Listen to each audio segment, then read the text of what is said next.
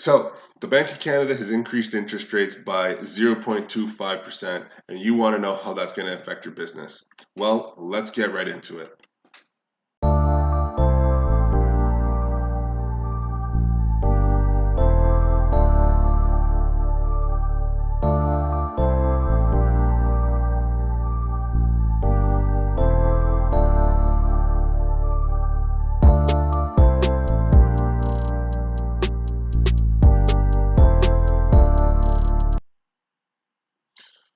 So, in today's meeting, we have our agenda where obviously, we are going to be covering, the effects of the rate meeting that the Bank of Canada recently had on Wednesday.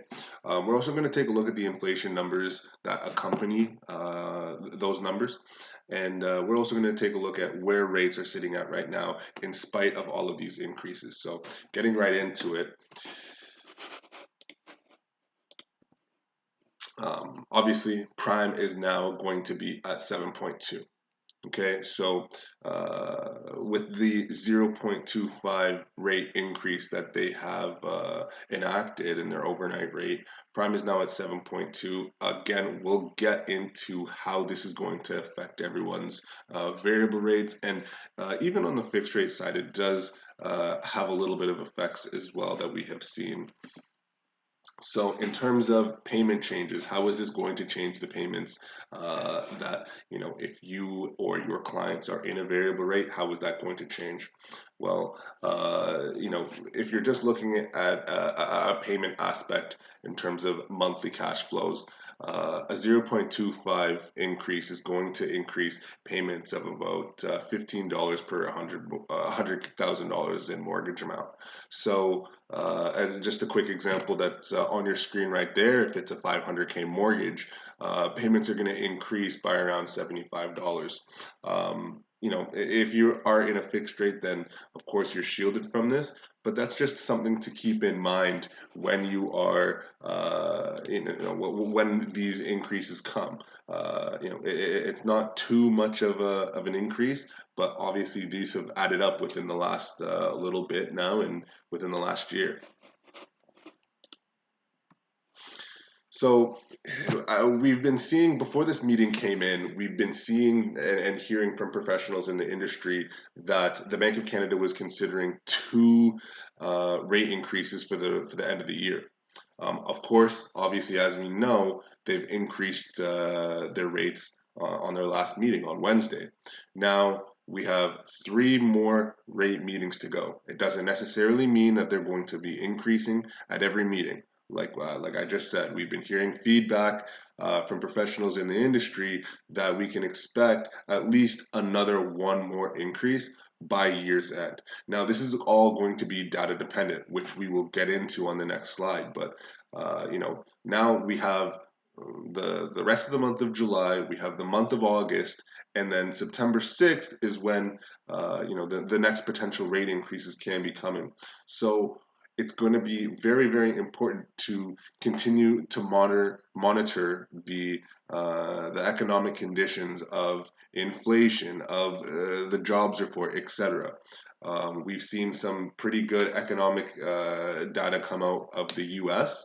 And of course, we have seen April and May data for Canada, which, like I said, we'll get into. But just to recap, we have three more potential rate meetings where they might be able to increase. So that's one thing that you guys need to pay attention to. If you do have clients, if you have clients that are even thinking about buying, this affects people's buying power as well. So definitely something to think about. Moving on now, we have the data. The biggest thing to look at is this chart. Okay, so we're past the point where inflation has peaked. Inflation is on the way down, and that's no more evident than in the last 2 months of data. In April, as you guys can see on the screen, inflation was at 4.4.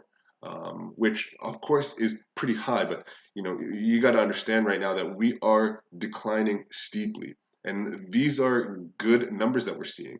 A minus 1% change from April to May is something that is bullish in terms of rates getting back to where we need them to go, and for an eventual pausing and hopefully a reduction of the Bank of Canada's overnight lending rate.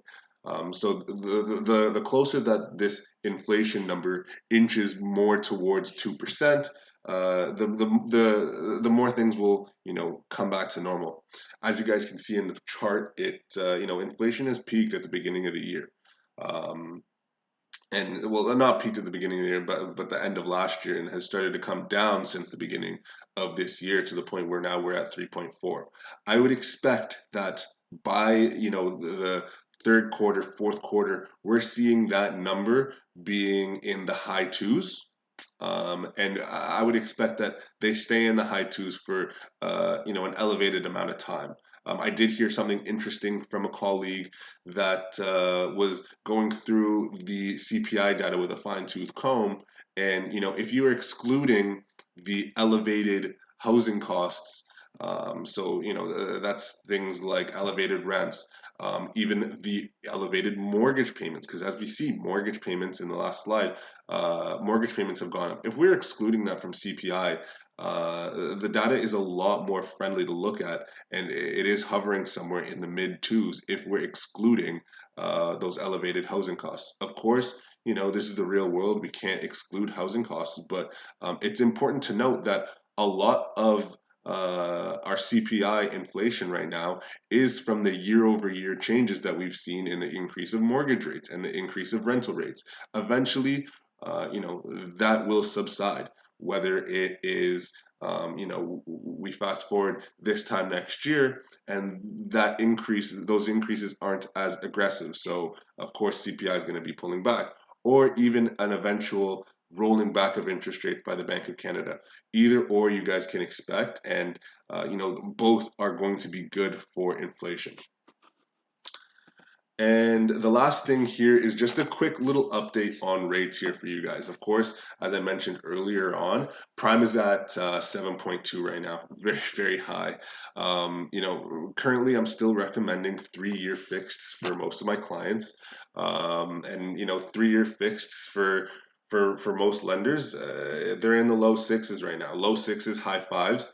Obviously, on the screen I've quoted 6.16, but this is just a ballpark number that you guys can take to your clients and let them know. If they're getting something higher than 6.16, you can definitely do better than that. So if you have anyone renewing right now, or if you're renewing yourself, that's a number that you should be able to beat.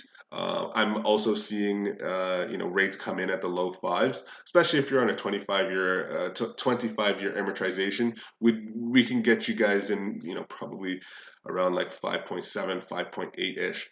B lenders a little bit higher. 6.99 is probably something that we can do. Low sevens, high sixes, but again, when you're getting in the B range, all of those rates are dependent on the deal. But that's about all for my update as of today.